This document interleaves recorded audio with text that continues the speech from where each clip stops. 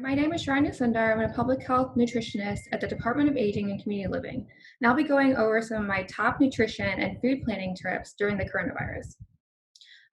As you might have noticed, the grocery shopping during the coronavirus pandemic can be quite challenging. You may have difficulties getting to the supermarket because of a lack of public transportation, and may be trying to stay safe by avoiding going out a lot. You also may notice some food shortages. And this picture here is very similar to my experience the first couple of months after the pandemic hit. You'll see all the shelves are bare. There is a lot of food items that are missing, like meat was gone, dairy was gone, lots of produce were gone too. And this is because everyone else is grocery shopping now at the same time, and there could be disturbances to the supply chain. So it could be really difficult to find certain foods. But don't worry, if your usual healthy items are missing, we can still get all of the nutrients we need to protect our immune system and have balanced meals, even if you need to rely on canned food or frozen foods as you limit your trips to the grocery store. So the topics we'll cover include nutrition basics, shopping tips, food safety, and the role that nutrition plays to support our immune system. So we know that eating balanced meals are incredibly important during the pandemic, and it's evident that chronic diseases, chronic inflammation, dysregulated blood sugar levels, and hypertension can all lower our immune function and make us more susceptible to the virus. So let's review what a balanced meal looks like first.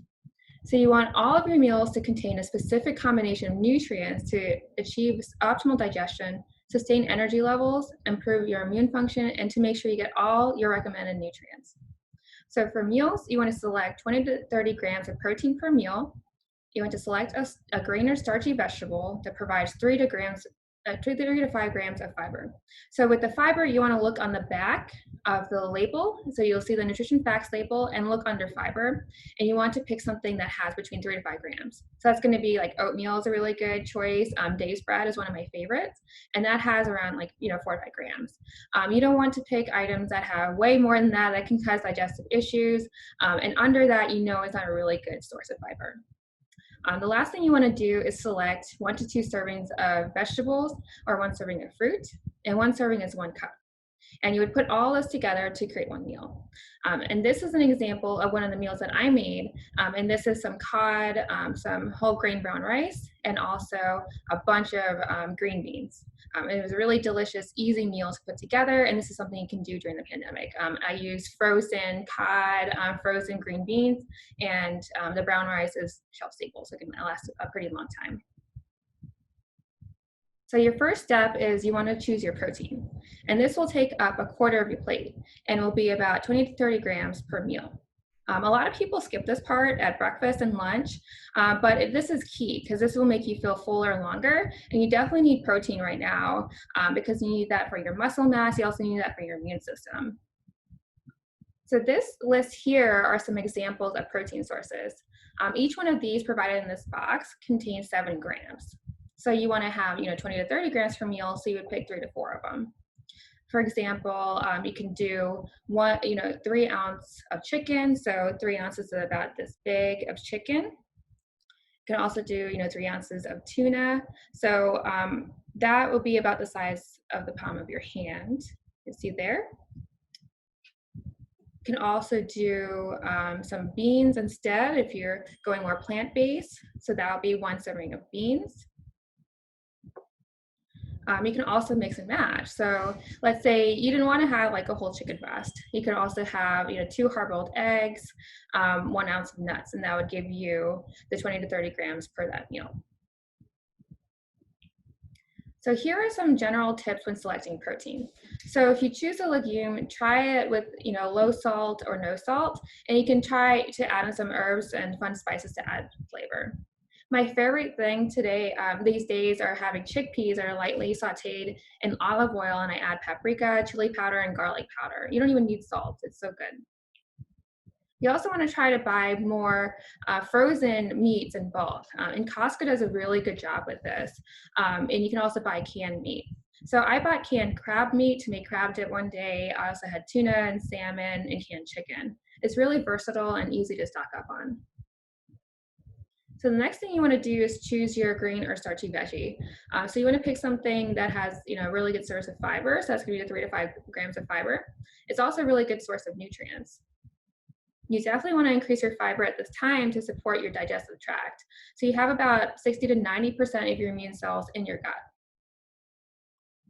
So the grain or starch will take about 1/4 of your plate, and each one of this box contains 15 grams. So you would go and you would select 3 to 4 of them per meal. So for example, 1/3 of a cup of rice is one serving, which is 15 grams. You would have 3 of that, which would be 1 cup of rice. So for example, this is what 1 cup of rice looks like. This is some brown rice. You can also have some starchy vegetables like beans, lentils, and potatoes. Your last step is to fill half of your plate with produce. It's incredibly important now as they contain a host of nutrients to boost your immune system. So you want to aim for 5 servings per day, and each serving is 1 cup for vegetables or half a cup for fruit.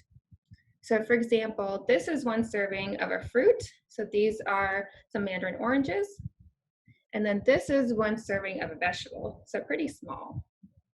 So it's really easy to get the 5 a day. So when you purchase your produce, remember that frozen or canned veggies are just as nutritious as fresh. And you can cook them in all different ways and start adding them into foods you may not normally do. So I started adding in beets to sandwiches and salads. And you can get, canned beets. It tastes really good. You can also add in a bunch of, broccoli if you're making like some crock pot dishes. And then when you're buying canned fruit, always buy it in water or 100% juice and not syrup, as this will help to limit the added sugars. Now that you know all of the components of a meal, all you have to do is put them together. So for example, you would pick one from each column. So you would pick one from the protein column, one from the grain or starch column, and one for the fruit or vegetable column. For example, you can have like 1 cup of Greek yogurt for your protein, half a cup of granola for your grain or starch, and then half a cup of fruit for your fruit and vegetable. And that's it. And that's how you would make a balanced meal. You can also have 3 ounces of meat. I like to just put tuna, 1 cup of rice, 1 cup of veggies together. It takes like 5 minutes and then you're done. So here are some freezer-friendly meals, and all of these can last in the freezer for months. I love making egg muffins, and you can put in a lot of vegetables that way. You can also make breakfast egg sandwiches, casseroles, and ground turkey for tacos. I also started making some eggplant parmesan, and that's really easy to freeze, and it freezes pretty well too. In between meals, you want to plan for a nutrient-dense snack. Snacks are a great opportunity to acquire more nutrients. So this is what a balanced snack looks like. So for example, what you want to do is to have a combination of carbohydrate and a protein for your snack. Typically when we have snacks, they're also carbohydrate dense, and it's something that you rip out of a packaging, like chips, but a snack, you can actually make it more nutritious. So you would select a protein, so you would select 5 to 10 grams of protein per snack. So in my example, I had 1 ounce of walnuts, so 1 ounce of nuts, so that'll look like this, or about 23 almonds. And then you would pair this with a carbohydrate, so that would be a serving of vegetables, fruit, or grain of starch. And then for my choice, I picked some blueberries and some dried fruit. So now I'm going to go over some shopping tips during the pandemic. Limiting grocery trips during the coronavirus means we must rely on other items that can remain longer in our pantry, freezer, and fridge. So for frozen foods, lean fish or seafood can last about 6 months. Vegetables can last 8 months in the freezer, and fruit can stay up to 12 months. And this is if they're packaged in an airtight container. Meat and poultry can be also frozen for up to a year. And it's really important to remember that frozen produce have the same amount of vitamins, minerals, and fiber when compared to fresh produce. What you can also do, another trick, is to actually wrap, if you have cheese or bread, you can wrap it up in parchment paper and then put it in an airtight container, and that would help it to last longer. Canned foods are another good item, so they can remain shelf stable for 5 years. And the canned in the canned packaging actually guards against foodborne illnesses. So that's pretty great. So they're just as nutritious as fresh foods because they're preserved at the peak of their freshness. But the one thing that they may not have as much of is vitamin C, is because canned items are treated with heat, which destroys the vitamin C. So you want to select items that are lower in sugar and sodium, and you can actually rinse the canned vegetables to reduce sodium by 41%. For shelf-stable items, they can last unopened for 12 months. So these are something that you can really stock up on. So you can really stretch out your food for 2 weeks by planning it out, and you can eat more of the perishable foods first. So this is going to be the berries and leafy greens.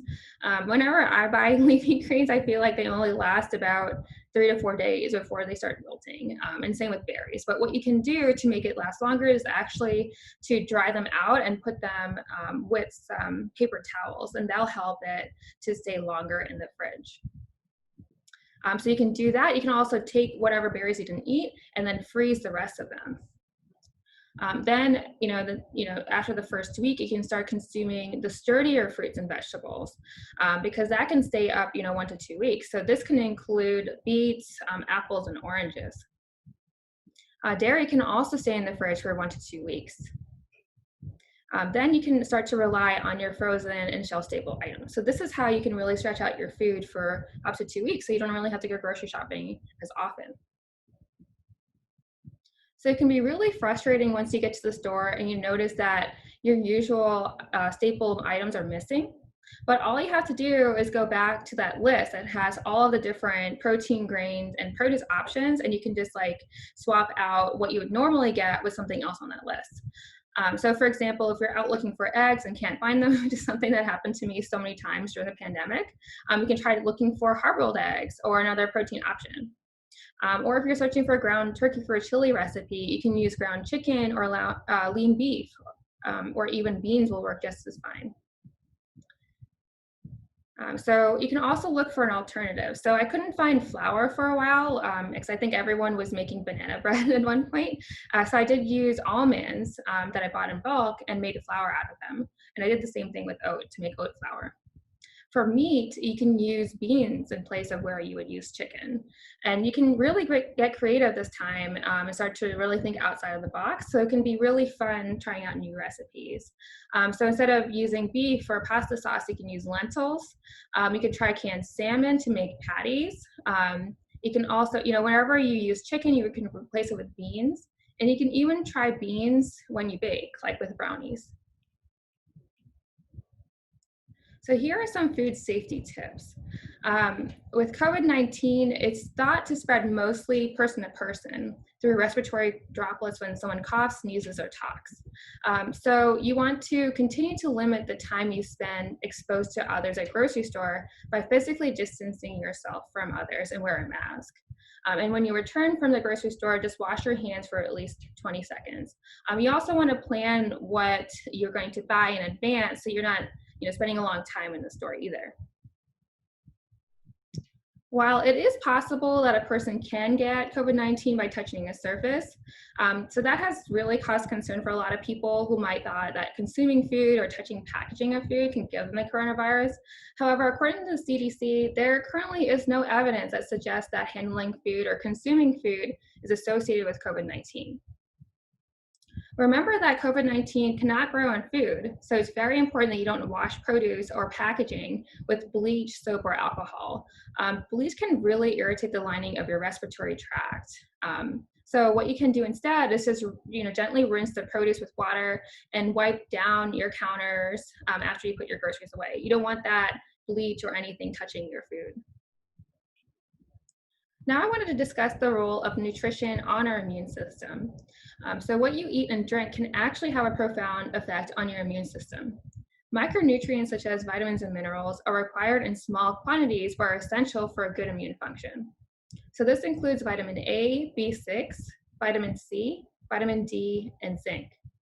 These nutrients are found in poultry, fish, legumes, colorful fruits, and vegetables.